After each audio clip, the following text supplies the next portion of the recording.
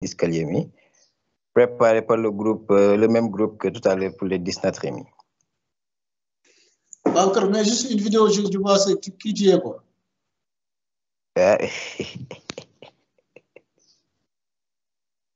Non, juste 2 secondes. Oui, je suis là. Ah, c'est pas Babacar, qui t'es Wessaï? Oui, c'est moi. Ouais. Ah, ok, d'accord, donc c'est bon, ok, c'est bon. Ok, Yacine Diapo. Donc, on va commencer par le cours sur les hyperkaliémies. Et voilà, on va suivre le plan suivant, proposé par le prof.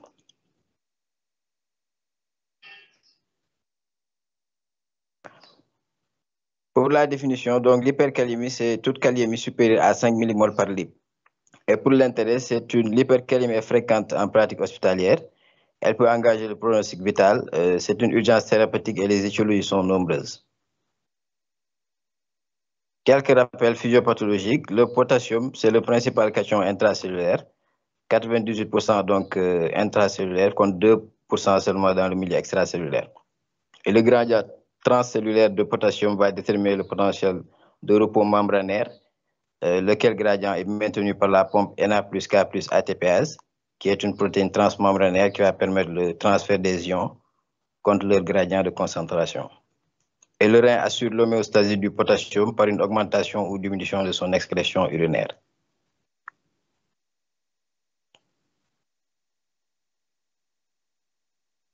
Pour les différents mécanismes de l'hyperkaliémie, il y en a 2. Le premier mécanisme, c'est le transfert du potassium du milieu intracellulaire vers le milieu extracellulaire. Le deuxième mécanisme, c'est la diminution de l'excrétion urinaire du potassium. Et à ce schéma qui matérialise le transfert extracellulaire du potassium, dans certains contextes étiologiques qu'on verra plus tard, le potassium donc va quitter le milieu intracellulaire pour aller vers le milieu extracellulaire et ce qui traduit l'hyperkaliémie. Pour le diagnostic positif, les signes cliniques, on a les signes cardiaques. On peut avoir une arythmie auscultatoire, une bradycardie ou une tachycardie. Les signes neuromusculaires à type de paresthésie des extrémités et de la région péribuccale et une faiblesse musculaire. À la paraclinique, donc, le diagnostic se fait par l'ionogramme sanguin qui va montrer une kaliémie supérieure à 5 mmol par litre. On parle d'hyperkaliémie légère si la kaliémie est comprise entre 5 et 6 mmol par litre. Modérée si elle est comprise entre 6,1 et 7 mmol par litre et grave si supérieure à 7 mmol par litre. Pour les signes électriques de l'hyperkaliémie, à l'ECG, on aura des modifications en fonction donc de la kaliémie. On peut avoir une onde T ample, pointue et symétrique, ce qu'on appelle les sacs potassiques. On peut avoir des troubles de la conduction auriculaire avec une diminution puis disparition de l'onde P, des blocs sino-auriculaires et auriculo-ventriculaires, notamment de premier degré. On peut avoir des anomalies de la conduction intraventriculaire avec élargissement des complexes QRS et voire une fibrillation ventriculaire. Donc, voici ce schéma qui matérialise les modifications électriques qu'on peut avoir. Le A, c'est le CG normal. Sur le tracé B, on voit les sacs potassiques avec les zones T qui sont amples, symétriques et pointues. Diapo, s'il vous plaît, diapo. On ne voit pas les diapos. Hein.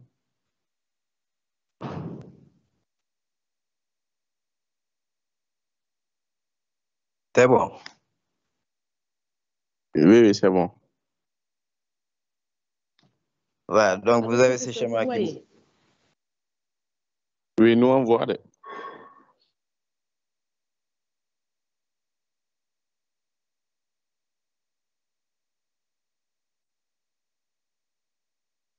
Allô, professeur, c'est bon?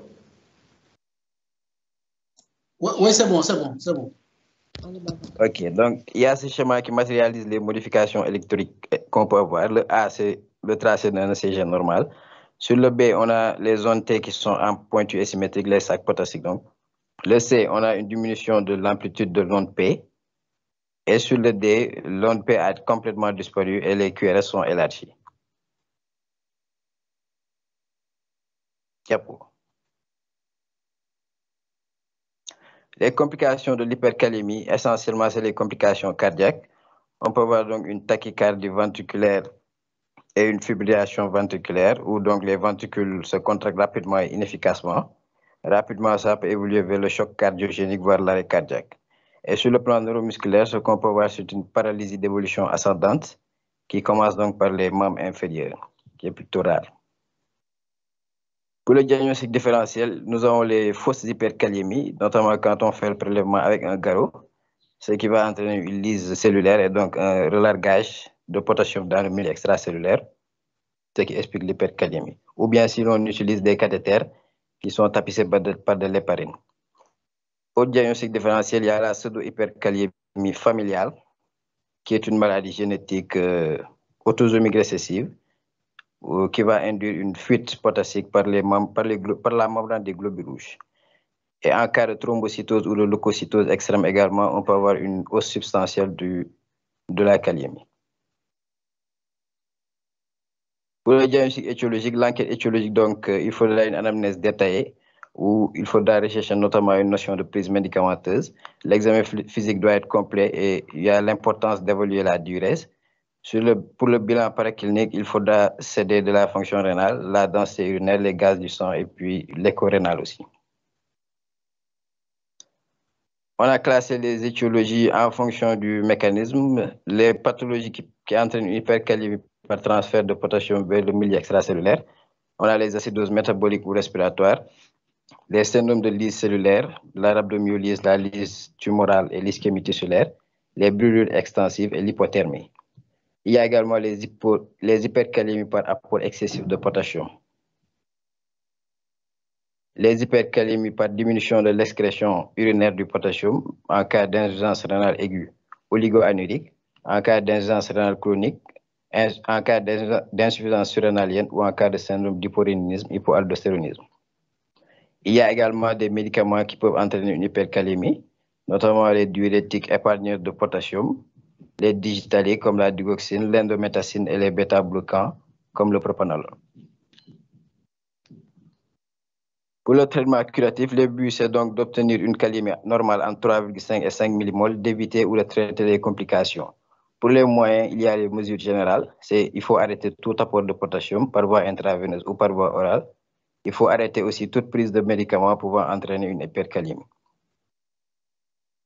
Pour les moyens médicamenteux, nous avons le gluconate de calcium 10% pour la protection du cœur, à la posologie de 0,5 à 1 ml/kg isodilué dans du glucose de 5% à faire passer en 5 à 10 minutes. Il y a les médicaments qui permettent de réduire la kaliémie, c'est l'insuline glucose, à la posologie de 0,1-0,2 unités kg en intraveineuse directe, associé à 0,1 g/kg de G10%, puis une perfusion continue de 0,1 unité par kilo par heure d'insuline en même temps que du G10 selon les besoins. Il y a également le salbutamol parmi les médicaments qui réduisent la kaliémie en inhalation à la posologie de 50 à 150 microgrammes par kilo. En pratique, donc, pour les moins de 10 kg, 1,25 mg, entre 10 et 20 kg, 2,25 mg et 5 mg pour ceux qui ont un poids supérieur à 20 kg. Toutes les 2 heures selon donc la kaliémie. On a aussi le bicarbonate de sodium 8,4% qu'on peut donner à la posologie de 1 à 2 mmol isodilué dans du glucose de 5% à faire passer en intraveineuse lente. Toujours parmi les médicaments qui permettent de réduire la kaliémie, il y a le sulfonate de polystyrène sodique, caoxalate, qui est une résine échangeuse d'ions à la posologie de 0,5 à 1 g/kg toutes les 6 heures par voie orale ou par voie rectale. Il y a également le furosémide lazélix, donc 1 mg/kg en intraveineuse directe. Et pour les autres moyens, ce sera l'hémodialyse, la dialyse péritonéale ou les échanges transfusionnels.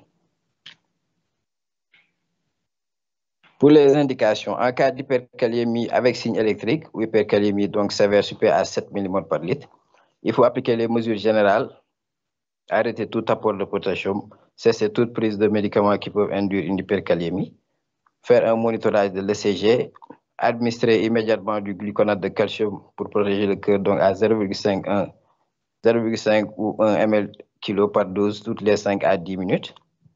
Mettre aussi les médicaments qui vont permettre de réduire la kaliémie, tels que l'insuline glucose, 0,1 à 0,2 unités kg par heure dilué dans du G10.